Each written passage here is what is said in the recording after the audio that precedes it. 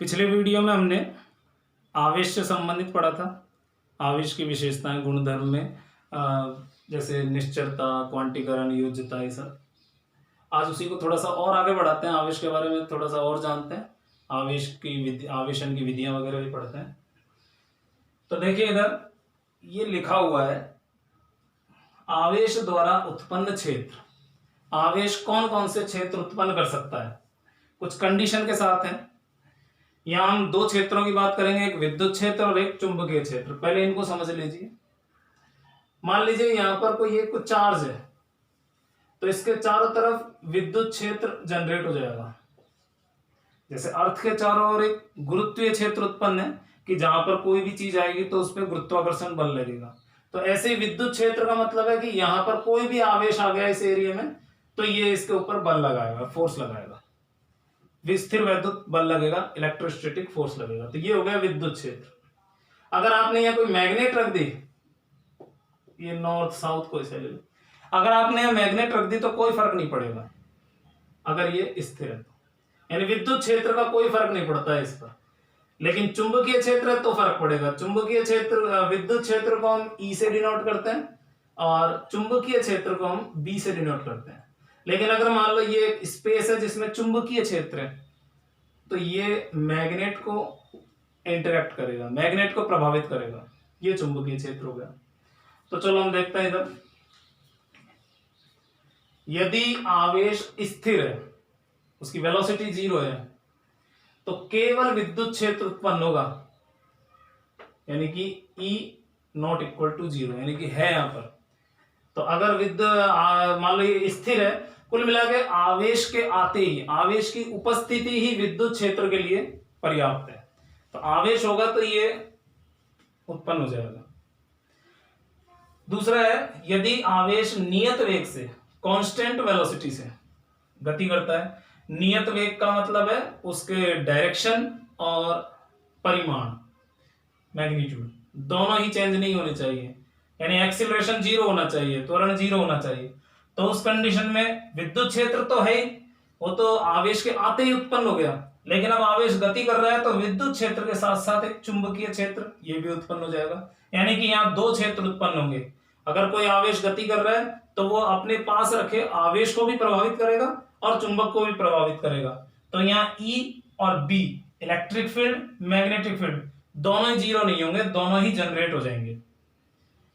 अच्छा, इसमें एक और कंडीशन देखें कि यदि वेग बदलता है, आप ऐसे कह सकते हो त्वरित गति है, दोलनीय गति है, ऑसिलेटरी, क्योंकि इन सभी में डायरेक्शन या मैग्नीट्यूड बदल सकता है। यदि वेग बदलता है, वेग में दोनों चीज अलग अलग भी हो सकते हैं, जैसे केवल दिशा बदल रही है या परिमाण बदल रहा है या दोनों बदल रहे हैं।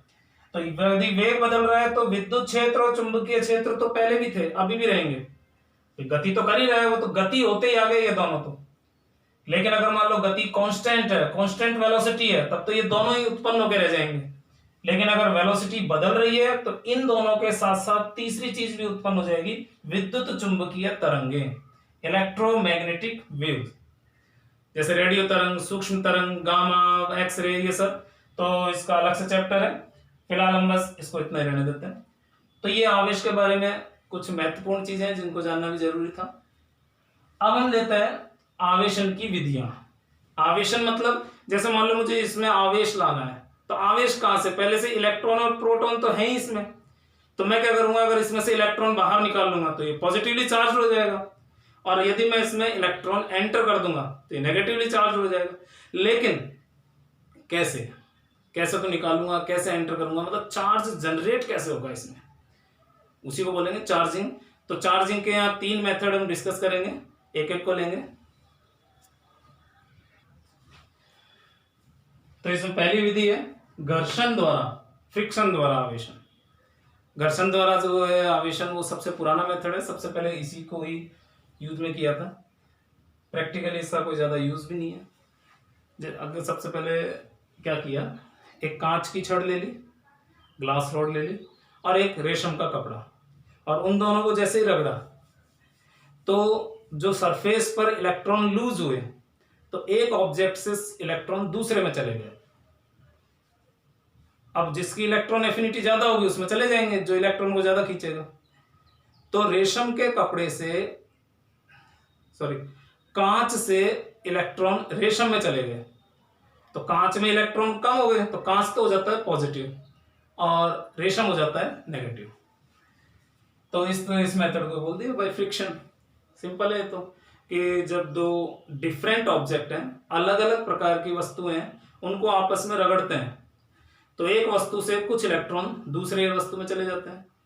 अब जिससे इलेक्ट्रॉन निकलेंगे उसमें इलेक्ट्रॉन की कमी होने की वजह से वो पॉजिटिव चार्ज हो जाएगा, और जिसमें इलेक्ट्रॉन एंटर करेगा उसमें इलेक्ट्रॉन ज्यादा हो जाएंगे, वो नेगेटिव चार्ज हो जाएगा। हाँ, दोनों में चार्ज का मैग्नीट्यूड इक्वल होगा, जितना एक में पॉजिटिव होगा उतना ही दूसरे में नेगेटिव होगा, बस साइन अपोजिट हो जाएंगे।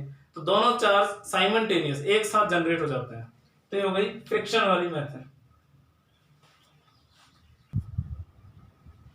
देखो ऐसे तो पेयर्स, एक वस्तु दूसरी वस्तु के हम पेयर लें तो बहुत सारे पेयर हैं, सारी वैल्यू में ध्यान भी नहीं रखनी है। कुछ फेमस एग्जांपल्स हैं जो आपको ध्यान रखना बहुत जरूरी है। जैसे ग्लास, कांच, कांच को रेशम के कपड़े से, रेशम के धागे से रगड़ेंगे तो कांच में तो आएगा पॉजिटिव, रेशम में आएगा नेगेटिव। ऐसे एक एग्जांपल है बिल्ली की खाल, फर जो है उसको हम प्लास्टिक, एबोनाइट, एम्बर, ये सब फाइबर्स हैं, ये भी प्लास्टिक के अलावा, तो इनके साथ रगड़ेंगे तो इनमें तो आएगा नेगेटिव और इसमें आएगा पॉजिटिव। ऐसे ही ऊन है, ऊनी कपड़ा है, इसको प्लास्टिक के साथ, जैसे सर्दियों में हम ऊनी कपड़े पहनते हैं तो उसमें प्लास्टिक के जो धागे होते हैं वो प्लास्टिक के धागे ऊन से रगड़कर चार्ज हो जाते हैं, और जब हम उसको खोलते हैं या उसके साथ उसको पहनते हैं तो उनमें चिंगारियां सी निकलती हैं, तो वो डिस्चार्जिंग होता है। इसलिए एक ये है सूखे बाल से अगर हम प्लास्टिक को रगड़े, जैसे प्लास्टिक है इसको मैं जोर से इस पर रगड़ता हूँ सूखे बालों पर, तो इस पे नेगेटिव चार्ज आ जाएगा, प्लास्टिक है, और बाल पे पॉजिटिव आ जाएगा। इस नेगेटिव चार्ज को आप किसी भी ऑब्जेक्ट के साथ में रखो, न्यूट्रली रख लो। जैसे मान लो एक कागज का टुकड़ा है और यहाँ हमने एक प्लास्टिक की रॉड ले ली, इस पे नेगेटिव चार्ज है और ये न्यूट्रल है, तो इसको भी इंटरेक्ट करेगा ये। ऐसा नहीं है कि एक में चार्ज है और दूसरे में चार्ज नहीं है तो इंटरेक्शन नहीं होगा, हो जाएगा इंटरेक्शन, क्योंकि इसके अंदर जो फ्री इलेक्ट्रॉन्स हैं तो वो फ्री इलेक्ट्रॉन इससे रिपेल होकर नीचे के सरफेस पे आ जाएंगे, और बदले में उतना ही पॉजिटिव चार्ज ऊपर की सरफेस पे हो जाएगा, क्योंकि इलेक्ट्रॉन ऊपर से नीचे शिफ्ट होंगे तो ऊपर पॉजिटिव हो जाएगा। अब नेगेटिव नेगेटिव के बीच में रिपल्सन होगा, नेगेटिव पॉजिटिव के बीच में अट्रैक्शन होगा, लेकिन ये पास में है इसके, इसलिए अट्रैक्शन ज्यादा होगा बजाय रिपल्सन की। तो इसलिए अट्रैक्शन की वजह से ये इस पे चिपक जाएगा, थोड़ी देर बाद में वो न्यूट्रल हो जाएगा, चार्ज ट्रांसफर होके तो वो थोड़ी देर बाद में गिर जाएगा। तो ये सब घर्षण द्वारा आवेशन के कुछ फेमस एग्जांपल्स हैं जो आपको ध्यान रखना है। दूसरा मेथड है चालन द्वारा, बाय कंडक्शन, ये ऐसे बोल दो भौतिक संपर्क द्वारा, फिजिकली कांटेक्ट। जैसे मान लो दो ऑब्जेक्ट है, इसमें मान लो ऑलरेडी चार्ज है, कोई मेटल सरफेस है मान लो उसमें पॉजिटिव चार्ज है, और एक दूसरी ऑब्जेक्ट ले आए जिसमें कोई चार्ज नहीं है, तो जैसे आप इसको कनेक्ट करोगे तो कुछ चार्ज सिंपली ट्रांसफर हो जाता है बाय कंडक्शन। तो ये सिंपल है, इसमें एक चार्ज वस्तु है, आवेशित वस्तु है, दूसरी बिना आवेशित है, कांटेक्ट करोगे तो चार्ज सिंपली ट्रांसफर हो जाता है, तो इसमें ज्यादा कुछ नहीं है।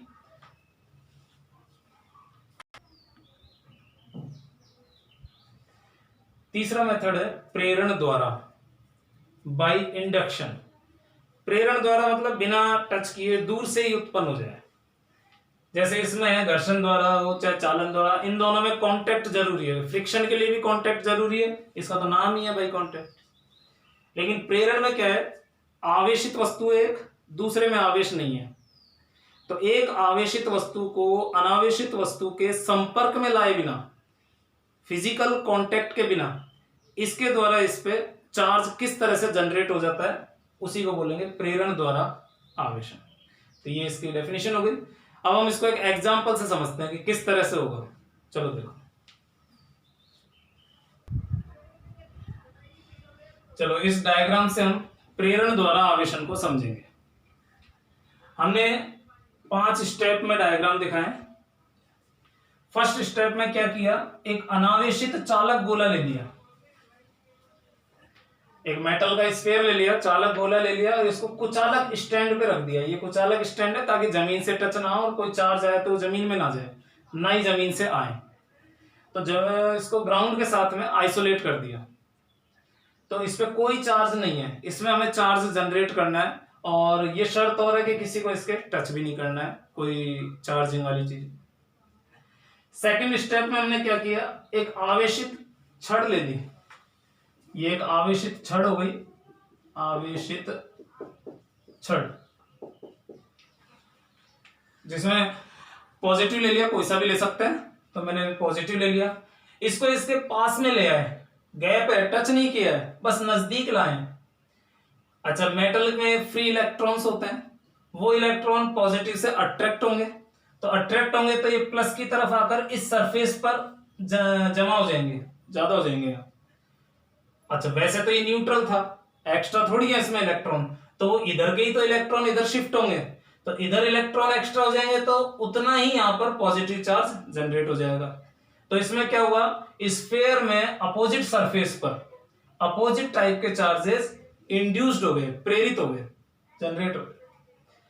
अब क्या करेंगे, हमें इन दोनों में से एक चार्ज को डिसअपियर करना है, खत्म करना है, तभी तो एक चार्ज की एक्सेस मात्रा होगी। तो हम क्या करेंगे, इस रॉड को नहीं हटाएंगे, छड़ को वहीं रखेंगे।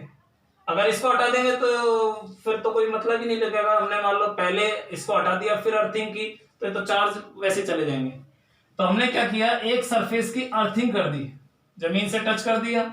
अब ये जो नेगेटिव चार्ज है इसको इस रॉड ने रोक रखा है, इन दोनों के बीच में अट्रैक्शन है तो ये तो रुका हुआ है, लेकिन ये जो पॉजिटिव चार्ज था ये तो इससे रिपेल हो रहा है, ये तो वैसे ही दूर जाना चाहता है। और दूर जाने के लिए हमने एक रास्ता और दे दिया, एक अर्थिंग करके ये और दे दिया कि अब इजीली जा सकता है।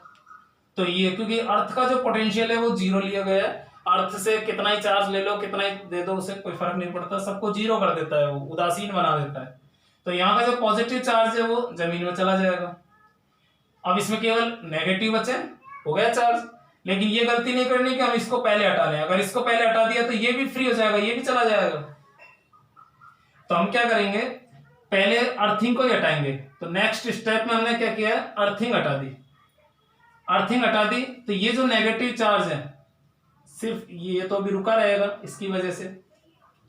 अब हमारा काम खत्म, हमने इसको चार्ज कर लिया, अब इसकी क्या जरूरत है, इसको भी हटा दो। इसको हटाओगे तो ये नेगेटिव आपस में रिपेल होकर इक्वल डिस्टेंस पर इस तरह से सरफेस पर फैल जाएंगे, क्योंकि रिपेल होकर ज्यादा से ज्यादा डिस्टेंस पे जाना चाहेंगे तो इसलिए इस तरह से सरफेस पे चले जाएंगे। तो इस स्फीयर में नेगेटिव चार्ज आ गया, जबकि इसमें कोई चार्ज नहीं था और हमने कोई चार्ज वाली ऑब्जेक्ट को टच भी नहीं किया। ठीक है, यहाँ एक दो चीजें ध्यान देनी है। एक तो मैंने कहा यहां से पॉजिटिव चार्ज नीचे चला जाएगा, बोलने में ठीक है, लेकिन प्रैक्टिकली देखो कि पॉजिटिव चार्ज का मतलब प्रोटॉन्स या न्यूक्लियस, तो एटम या न्यूक्लियस तो जाएगा नहीं। तो पॉजिटिव चार्ज यहाँ डिसअपियर कहां से हुआ, तो एक्चुअल में होता क्या है, ग्राउंड से इलेक्ट्रॉन सप्लाई होते हैं और वो इलेक्ट्रॉन इस जगह को न्यूट्रलाइज करता है। लेकिन बोलने में ऐसा आता है कि यहां से चार्ज निकल गया क्योंकि वो न्यूट्रल हो गया ना इसलिए, लेकिन एक्चुअल कॉज, असल में जो कारण है वो इलेक्ट्रॉन है जमीन से आने वाले। तो ये चीज ध्यान देनी है। दूसरा ये कोई जरूरी नहीं कि अर्थिंग हम इस वाले सरफेस की ही करें, अर्थिंग हम इधर से भी कर सकते थे। यदि मान लो मैं इसमें चेंज कर देता हूं, इसमें मान लो पॉजिटिव था और अर्थिंग इधर की, तो ये प्लस प्लस रिपेल हो रहा है, लेकिन उधर उसको जाने के लिए रास्ता नहीं मिल रहा। लेकिन ये जो इलेक्ट्रॉन है ये इसमें अट्रैक्ट हो रहा है, इसकी बजाय इसको ज्यादा अच्छी जगह मिल रही है जाने के लिए, तो ये सारे इलेक्ट्रॉन जमीन में चले जाएंगे। इस कंडीशन में लास्ट में जो चार्ज बचेगा वो पॉजिटिव होगा। तो ऐसा जरूरी नहीं है कि अगर रॉड में पॉजिटिव है तो अपोजिट चार्ज नेगेटिव जनरेट हो, सेम भी हो सकता है, वो डिपेंड कर देगा अर्थिंग की क्या सिचुएशन है। अच्छा, इसी को हम दूसरे तरह से ले, ये अर्थिंग की भी जरूरत नहीं है। अगर आपसे पूछा जाए कि क्या बिना अर्थिंग के पॉसिबल है प्रेरण द्वारा आवेशन, तो पॉसिबल है। कैसे पॉसिबल है, मान लो ये दो स्फीयर हैं, स्टार्टिंग में दोनों ही कांटेक्ट में रखे हुए हैं, दोनों में कोई चार्ज नहीं है, लेकिन अगर हमने मान लो यहां पर एक ऑब्जेक्ट ली तो अब यहां से यहां तक पूरा रास्ता इलेक्ट्रॉन के लिए फ्री है, क्योंकि ये कांटेक्ट में है और इलेक्ट्रॉन जो है वो कंडक्टर में इजीली मूव कर सकते हैं। अच्छा, इसमें कंडक्टर लेना ज्यादा जरूरी है ताकि इलेक्ट्रॉन आसानी से चले जाएं। तो ये जो पॉजिटिव है ये इसके नहीं बल्कि जितने ज्यादा दूर है वहां तक से इलेक्ट्रॉन खींच लेगा। तो इलेक्ट्रॉन यहाँ इस तरह से इकट्ठे हो जाएंगे, तो पॉजिटिव यहां इकट्ठा नहीं होगा, और ज्यादा दूर जब जगह मिल रही है तो यहां इकट्ठा होगा। तो इस तरह से दोनों में प्लस माइनस हो गए। अब अर्थिंग की जरूरत नहीं है, इनको यहीं पर सेपरेट कर देते हैं। रॉड को रखी रहने देंगे, रॉड को नहीं हटाना है, नहीं तो ये सडनली दोनों चार्ज वापस अपनी अपनी पोजीशन पे पहुंच जाएंगे। इसमें क्या होगा कि इसको तो यहीं रखने देंगे और इसको थोड़ा सा खिसका देते हैं, सेपरेट कर देते हैं इस तरह से। तो ये यहां रह गए और ये यहां रह गए, मतलब इस तरह से कांटेक्ट में, और यहीं थोड़ा सा गैप दे दिया। अब हटा दो इसको। इसको हटाने के बाद में ये इलेक्ट्रॉन और ये सॉरी माइनस प्लस ये यूनिफॉर्मली डिस्ट्रीब्यूट हो जाएंगे। माइनस इस तरह से हो जाएगा और प्लस इस तरह से हो जाएगा। तो बिना अर्थिंग के हम इस तरह से कर सकते हैं। तो कुल मिला के हमें क्या करना है, बस किसी भी मेटल में किसी भी कंडक्टर के इलेक्ट्रॉन को एक साइड कलेक्ट करना है और लास्ट में उसके जो प्लस में माइनस में से किसी एक चार्ज को हटाना या सेपरेट कर लेना है। तो इस तरह से हमने बिना फिजिकली कांटेक्ट किए इसको, जो बाहर से वस्तु ली हमने, जो बाहर से ऑब्जेक्ट ली, उसको टच किए बिना हमने चार्ज जनरेट कर लिया। तो ये आवेशन की 3 विधियां हो गई, इस तरह से आवेश जनरेट कर सकते हो। देखो, फ्रिक्शन द्वारा जो चार्ज जनरेट होता है, दैनिक जीवन में कुछ एग्जाम्पल हैं इसके। जैसे आप लोगों ने देखा होगा जो ऑयल के टैंकर होते हैं उनके पीछे लोहे की बेल लटका देते हैं, चैन लटका देते हैं लोहे की। वो चैन जमीन से थोड़ी सी ऊंची होती है। तो क्यों क्यों लटकाते हैं कि लगातार चलने से उसके अंदर जो ऑयल है वो लगातार सरफेस से टकराएगा, आपस में फ्रिक्शन करेगा, तो चार्ज जनरेट हो जाता है। तो ऐसे तो चार्ज काफ़ी जनरेट हो गया तो स्पार्किंग के चांस हो जाते हैं। तो उनका क्या है, थोड़े थोड़े देर में चार्ज का न्यूट्रलाइज होना जरूरी है। अर्थिंग से इसीलिए कनेक्ट किया जाता है। तो क्या करते हैं, उसमें वो जो चैन है वो कहीं ना कहीं पर जमीन के साथ टच होती रहती है। कुछ दूरी पे ब्रेकर आएंगे, कैसे भी है, तो जमीन से टच होकर बार बार न्यूट्रलाइज करती रहती है। ऐसा भी नहीं कि कंटिन्यू टच होना जरूरी है, यह है कि काफी देर में चार्ज काफी जनरेट हो गया हो तो वो न्यूट्रल हो जाना चाहिए। ऐसे एरोप्लेन तो हवा में उड़ता है, उसकी तो अर्थिंग कैसे करें, तो उसमें अलग सिस्टम होते हैं, एयर विक्स वगैरह होती हैं एरोप्लेन की पंख पे, बारीक बारीक नीडल सी लगी होती है जिनसे डिस्चार्ज होता रहता है चार्ज। तो वो हम बाद में बात करेंगे कि डिस्चार्ज कैसे होता है। और एरोप्लेन वगैरह को जब फ्यूलिंग के लिए ले जाते हैं, जब उसके अंदर फ्यूल भरते हैं, तो उससे पहले जमीन के साथ ग्राउंडिंग वगैरह प्रॉपर्ली बहुत जरूरी है, अदरवाइज स्पार्किंग हो सकती है। तो इसमें आज इतना ही लेंगे हम।